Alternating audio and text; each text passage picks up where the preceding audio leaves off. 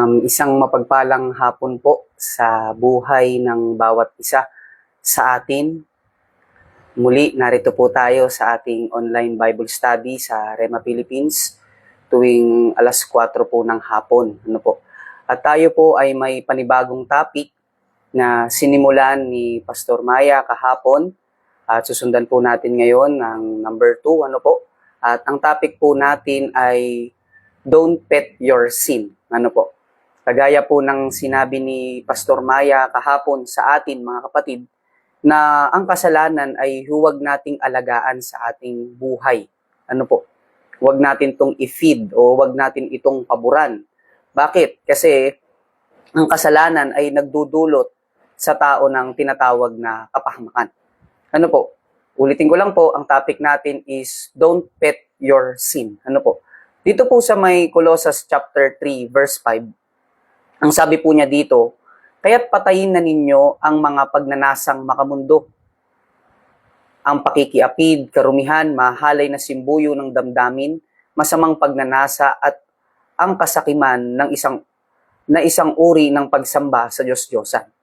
Sabi po niya dito na wag mong alagaan or wag nating alagaan sa buhay natin ang kasalanan. Kundi ang sabi niya dito sa may Colossus chapter 3 verse 5 ay patayin natin. Alisin natin yung pagnanasa saan? Sa gawa ng kasalanan. Hindi natin dapat itong ugaliin or isapamuhay ang kasalanan sa ating buhay. Dito po sa may Santiago chapter 1 verse 14 to 15, ang sabi po niya dito, natutukso ang tao kapag siya'y naaakit at nagpapatangay sa kanyang sariling pagnanasa. Verse 15, at ang pagnanasa kapag naitanim sa puso ay nagbubunga ng kasalanan, at ang kasalanan sa hustong gulang ay nagbubunga ng kamatayan. Mga kapatid, kung yung kasalanan pala ay aalagaan natin sa ating buhay, bubuhayin natin, aalagaan natin siya, i-feed natin ng kasalanan, sasang-ayunan natin ng kasalanan sa ating buhay, ang wakas pala nito, ang dulot pala nito sa atin ay kamatayan. Sabi po niya dito, kung aalagaan mo ang kasalanan, sa buhay mo, kamatayan ang dulot nito sa atin. Kaya nga po, ulitin ko lang, ang topic po natin ay Don't Pet Your Sin. Bakit? Dahil sa takdang panahon, kung ito po ay aalagaan natin, tawag dito, i-feed natin, papaboran natin sa ating buhay, ay mapapahamak tayo. Paano nga ba natin naaalagaan? Paano ba natin ma-recognize kung naaalagaan na natin? O kung nagiging masarap na sa atin ang kasalanan. Minsan ang kasalanan kasi ay kinakausap mo o kinakausap natin. Na sasabihin sa'yo, sabi niya dito, huwag mong kausapin ang kasalanan. Sa paanong paraan? Sige na, isa lang naman sasabihin ng kasalanan sa'yo, isa lang naman. Ngayon, ikaw sasagot ka, oo nga, ngayon lang naman Nakuha niyo po mga kapatid na isa pa po dito na napipid natin or nasasang-ayunan natin ng kasalanan ay yung, sabi niya, huwag mong pagbibigyan. Huwag mong hahayaan na ang kasalanan ay makapasok sa'yo. Na ang sasabihin sa'yo ng kasalanan ay, sige na, konti lang naman. Ngayon, sasagot ka, tama nga, tikim lang naman. Titikim lang naman ako. Hindi ko naman sasagarin, kundi tikim lang naman. So, sa ganong paraan ay napepet natin or naaalagaan natin, na-feed natin ang kasalanan sa ating mga buhay. Kaya nga po mga kapatid, maging aware po tayo sa bagay na ito. Kung yung bang kasalanan ay nasasang-ayunan na natin. O ito ba ay nalalabanan natin. So, dito na po tayo sa number 2. Ang sabi niya dito, what you tolerate will eventually control you. Kung alin yung mga bagay na natotolerate o nagiging manhid ka, nagiging bingi ka o nagiging bulag ka sa mga bagay na ito, yan yung kokontrol sa iyo. Yan yung magkokontrol sa buhay mo. Sabi niya pa dito, don't make peace with what Jesus died for. Huwag tayong makampante. Huwag tayong mapanatag na si Jesus namatay para sa akin, so okay lang na gawin ko ang mga bagay na ito. Kaya akong patawarin ng Diyos. Mahaba ang pasensya ng Diyos. Huwag po nating ibulid pang muli sa kasalanan o sa kahihiyan ang ating Diyos dahilan sa paggawa natin ng mga kasalanan. Sabi po niya dito, kung ano yung mga bagay na pinapayagan mo sa sarili mo, ay siyang gagapos sa iyo. Alin yung mga bagay na pinahihintulutan po natin sa ating buhay? Na gawin natin, na aksyonan natin, na sabihin natin, na isipin natin, na gawin natin. Ano po? Sabi niya, huwag kang pumayag na alipinin ka ng kasalanan. Sikapin nating mamuhay ng may kabanalan. Amen po mga kapatid. Makapagbukasan po kayo dito sa akin sa may Romans chapter 6 po. Ayan, verse 11. Ano po? Kung meron po kayong mga Biblia, buksan nyo po dito sa may Romans chapter 6, verse 11 hanggang 12. Sabi po ng salita ng Diyos dito sa may Romans chapter 6, verse 11 to 12. Sabi niya, kaya dapat din ninyong ituring ang inyong sarili bilang patay na sa kasalanan. Ngunit buhay para sa Diyos, sapagkat kayo'y nakipag-isa na kay Kristo Jesus. Sa verse 12, huwag na ninyong paghariin ang kasalanan sa inyong mga katawang may kamatayan, upang hindi na ninyo sundin ang masasamang hilig nito. Sabi po niya dito, nung tinanggap natin ng Diyos, tayo ay pinalaya na sa ating mga kasalanan. Kaya huwag na natin itong balikan at yakapin pang ulit. Sa may Ephesians chapter 2 po, verse 1, itinuturing ng Diyos na tayo nung wala pa tayong relasyon sa Kanya ay patay. Ano po? Bakit? Kasi tayo po ay alipin ng kasalanan.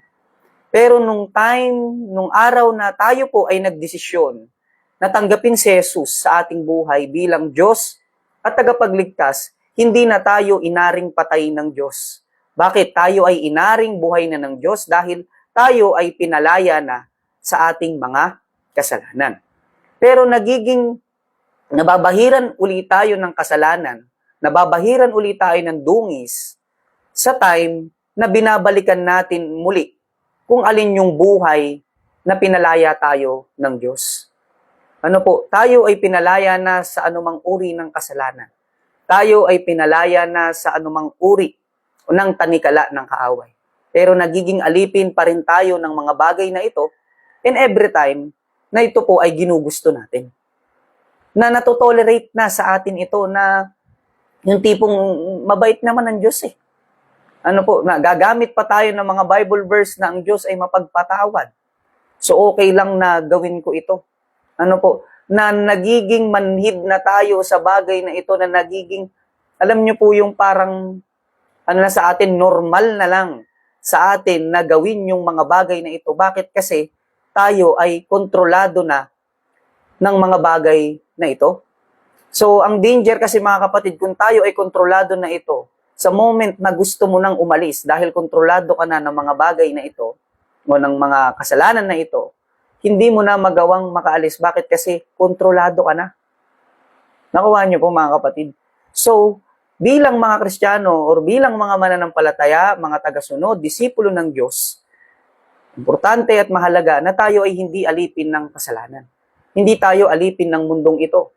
Ano po? Kundi tayo ay alipin o tayo ay kontrolado ng Diyos, ng mga salita ng Diyos. Kontrolado tayo ng Diyos, kontrolado tayo ng salita ng Diyos, kontrolado tayo ng kalooban ng Diyos. Bilang mananampalataya, magawa nating i-resist or tanggihan, alin? Yung mga tukso na ito. Ano po? At sabi niya doon, yung huwag kang makampante. Ano po? Na huwag kang maging kampante na hindi. Si Jesus kaya namatay dahil lang sa kasalanan ko. Huwag na nating dagdagan pa yung bagay na yun na naging dahilan ng kamatayan ni Jesus. Ano po? Dahilan nga sa kasalanan natin, kaya siya napako sa krus. So, huwag na nating dagdagan pa. Huwag na natin itong sang-ayunan pa.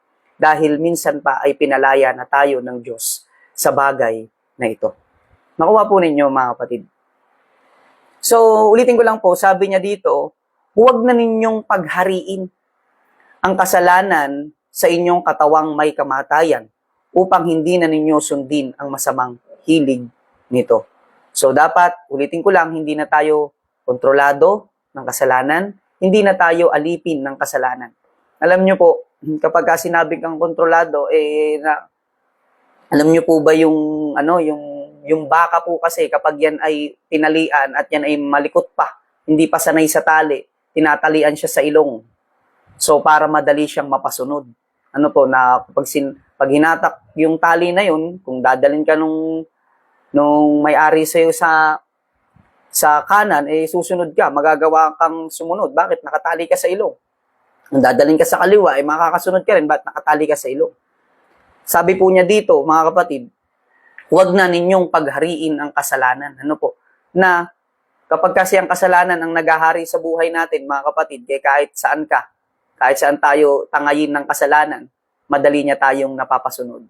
So, ang sabi niya po dito ay, huwag na ninyong paghariin ang kasalanan sa inyong mga katawang may kamatayan upang hindi na ninyo sundin ang masamang hilig nito. So, ang kailangan natin paghariin sa ating buhay, ulitin ko lang, ay una ang Diyos, ang salita ng Diyos, at ang kalooban ng Diyos para sa atin. Sabi po niya dito, minsan o madalas, hindi lang ang mga kasalanan, na sabihin natin, nagbibisyo tayo, sabihin natin, naalipin tayo ng sama ng loob o ng ganito, ganyan. Sabi niya, minsan o madalas, hindi lang ang kasalanan na nabanggit ang mga natotolerate natin sa ating buhay. Madalas sa buhay natin ay natotolerate natin ang pagsuway, mga pinagagawa ng Diyos sa atin. Minsan or madalas, oo, hindi tayo alipin. Hindi tayo nagsasalita ng masamang salita sa ating kapwa, wala tayong kagalit, hindi tayo alipin ng bisyo, hindi tayo alipin ng ganito. Pero minsan, ang natotolerate natin sa ating mga buhay na kung saan ay naging normal na sa atin, alin? Yung tinatawag na pagsuway. Yung tinatawag na pagsuway sa pinagagawa ng Diyos sa atin. Nasanay na lang tayo na yung iba na lang. Yung siya na lang. Na tayo sa atin pinagagawa ng Diyos sa atin yung mga bagay na ito, pero lagi na lang na siya na lang. Na sa iba na lang, huwag na lang ako. So, ang sabi po niya dito, ang pagsuway at hindi pagsunod sa sinasabi ng Diyos ay klase din ng kasalanan. Buksan po natin dito sa may 1 John chapter 3. Dito po sa may 1 John chapter 3 verse 4, makikita po natin dito na ang pagsuway ay bunga ng kasalanan. Ang bunga ay kasalanan. Sabi niya, ang bawat nagkakasala ay lumalabag sa kautusan ng Diyos, sapagkat ang kasalanan ay paglabag sa kautusan. Alam niyo po mga kapatid, kagaya nga po ng sinasabi ko, marahil ay hindi tayo alipin ng kasalanan o ng mga bagay dito sa mundo. Pero ang natotolerate naman natin o ang nanonormalize naman natin sa ating buhay ay yung pagsuway sa mga utos ng Diyos o yung pagsuway sa mga pinagagawa sa atin ng Diyos. Matagal niya na tayong tinatawag. Matagal niya na tayong pinapupunta sa lugar na ito. Matagal niya na tayong tinatawag na gawin yung mga bagay na ito. Pero dahilan sa na-tolerate na natin, na-practice na natin yung pagsuway or yung pagiging matigas ng ulo or ng puso natin sa mga utos ng Diyos, so hindi na natin ngayon magawa yung bagay na pinagagawa ng Diyos sa atin. Bakit? Kasi nakontrol na tayo ng bagay na ito. Kagaya nga po na sinabi niya dito, huwag tayong makampante na mabait ang Diyos. Huwag tayong makampante na ang Diyos ay pag-ibig. Sabi niya dito na ang Diyos ay pag-ibig. Sa katwiran natin, ang Diyos ay pag-ibig para lang mapaburan. Ang mga bagay na nakasanayan na nating mali. Alalahanin din natin na darating ang oras na ang Diyos ay magiging hukom sa atin. Sa ngayon ay tagapagligtas natin ang Diyos. Sa ngayon tayo ay tagapagligtas natin ang Diyos. Pero wag po natin kakalimutan na darating din ang time o ang panahon na ang Diyos ay magiging hukom din naman sa ating buhay. At kung ano po yung ginawa natin dito sa lupa, ay yun ang huhukuman ng Diyos para sa atin. So ngayon mga kapatid, papaano nga ba natin ito mapaglalabanan? Ano po, paano ba natin ito magagawang malabanan sa ating buhay? Sabi niya dito, ang Diyos ay mayroong solusyon. Ano po? Mayroong solusyon ng Diyos para mapagtagumpayan natin yung mga bagay na natotolerate na natin sa ating buhay na kung saan hindi dapat.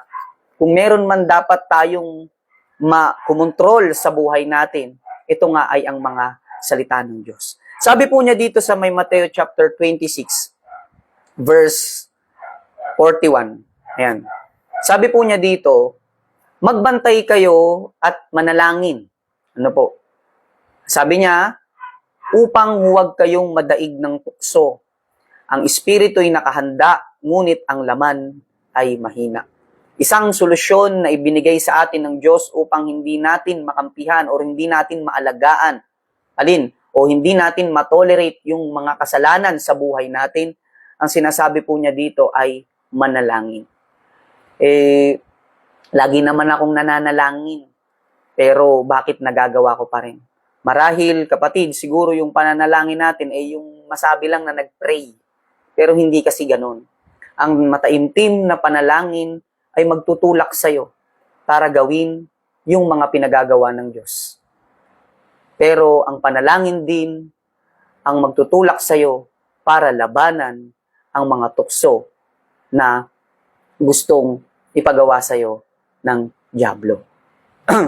Kapatid, balikan ko lang po dito, ang number 2 po, what you tolerate will eventually control you. Ano po? Kung ano man, mga kapatid, yung natotolerate natin sa ating mga buhay, ito po yung mga bagay na kung saan darating ang time, kokontrol sa'yo.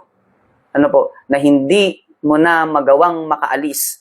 Bakit? Kasi kontrolado ka na nito. Ngayon, kung napapansin mo na ikaw ay, o tayo ngayon ay parang naaalipin yata ako ng bagay na ito. Parang naaalipin yata ako ng pagsuway sa Diyos. Simulan na po natin ngayon itong isurrender sa Panginoon. Ibigay sa Panginoon. Ihingi ng tawad sa Diyos, mga kapatid. At sabi pa po niya dito, don't make peace with what Jesus died for. Ano po? Kumbaga, huwag kang makampante. Huwag kang maging payapa na ang Diyos ay ililigtas naman ako ng Diyos. Yes, ililigtas ka ng Diyos. Pero kung madadatnan tayo ng Diyos doon sa na namumuhay sa tinatawag na kasalanan, papaano tayo maililigtas ng Diyos? Mga kapatid, ito po ay isang paalala sa atin ng Panginoon na mag-self-checking po tayo. I-check natin ang ating sarili na baka nga natotolerate ko na yung mga bagay na hindi dapat gawin. Baka naman nahahawakan ko na yung mga bagay na hindi naman dapat hawakan. Baka naman nababanggit ko na yung mga bagay na hindi dapat banggitin. Baka naman sumasagi na sa aking isip yung mga bagay na hindi dapat sumagi sa aking isip. So mga kapatid, ito po ay isang mag-self-check po tayo. I-check po natin ang ating sarili. Huwag yung katabi mo. Ano po, mag-check tayo ng sarili natin na baka nga yung kasalanan ay napipid ko na, naaalagaan ko na sa buhay ko. To the point na inaalipin na pala ako nito. Mga kapatid, iwan ko lang po sa inyo na ang Diyos po ay handang magpatawad. Pero papaano mo masasabi na ikaw ay pinatawad ng Diyos kung patuloy naman natin itong ginagawa? Inihingi mo ng tawad ngayon, bukas ay gagawin mo uli. Ihingi mo na naman ng tawad, bukas ay gagawin mo uli. Papaano natin masasabi na tayo ay pinatawad ng Diyos kung yung kasalanan na hiningi natin ng tawad kahapon ay ginagawa pa rin natin ngayon? Mga kapatid, ito po yung time na ibigay at ipagkatiwala po natin ito sa Diyos. Yan lang naman kadali yung maibahagi ko po sa inyo. I hope and I pray na tayo po ay may natutunan sa atin pong Rema Philippines. Tayo po ay yumuko at tayo po ay manalangin. Aming Ama, sa pangalan po ng iyong anak na si Jesus, patuloy kaming nagpupuri at nagpapasalamat sa kabutihan at sa kadakilaan mo sa bawat isa sa amin. Lord, patuloy na anuman yung nagiging normal na ginagawa namin na hindi ayon sa iyong kalooban, hinihingi namin ng tawad sa iyo. Tulungan mo kami na makalaya sa bagay na ito at turuan mo kami, Panginoon, na labanan ang mga bagay na ito. Patuloy nga po, O Diyos, sa buhay ng mga tao na nagbigay ng oras at panahon upang makinig ng iyong mga salita. Nawa ito ay hindi lamang namin basta napakinggan, kundi ito ay tumanim sa aming puso, magbunga, Panginoon, at maisagawa namin hanggang sa muli mong pagparito. Maraming salamat, O Diyos, sa buhay ng bawat isa na patuloy na sumasubaybay, na nakikinig at nag-aaral ng iyong mga salita. Dalangin namin na ang mga salita mo ay mabuhay sa aming pamumuhay bilang mga tagasunod mo, O Diyos. Maraming salamat po, Ama. Sa iyo namin binabalik ang pinakamataas na papuri, pagdakila, paggalang at pagsamba sa pangalan ng iyong anak na si Jesus. Amen and amen. Maraming salamat po, mga kapatid. Patuloy po tayong sumubaybay sa ating Rema Pils tuwing alas 4 po ng hapon. Maraming salamat po.